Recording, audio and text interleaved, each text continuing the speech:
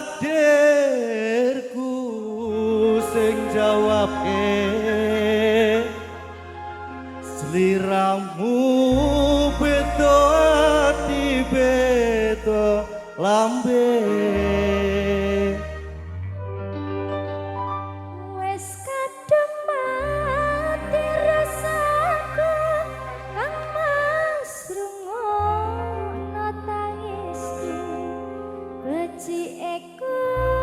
welango saka uripku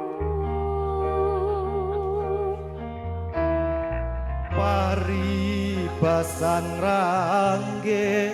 lintange angkasa kowe teka gawe lara marang tresno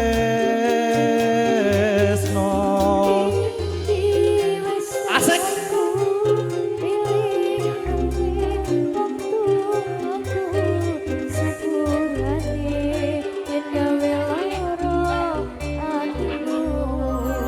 boten dia gawe lara atiku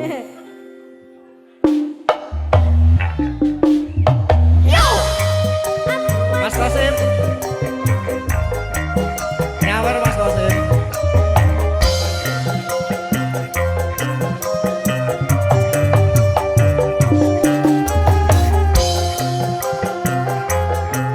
sama buat Mas Fauzan dan Mbak Maita semoga langgeng bahagia amin amin ya robbal alamin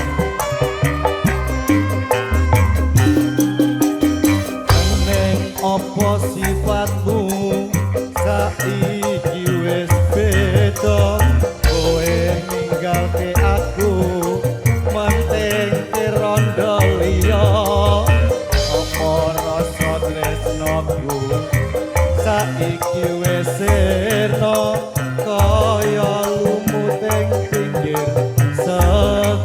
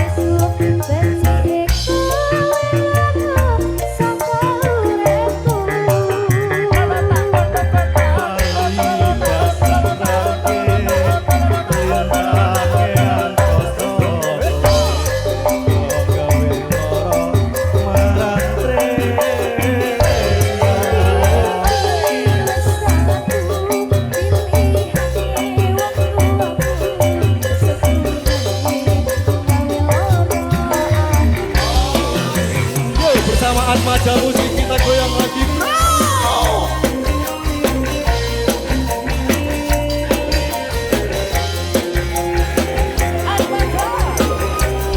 goyang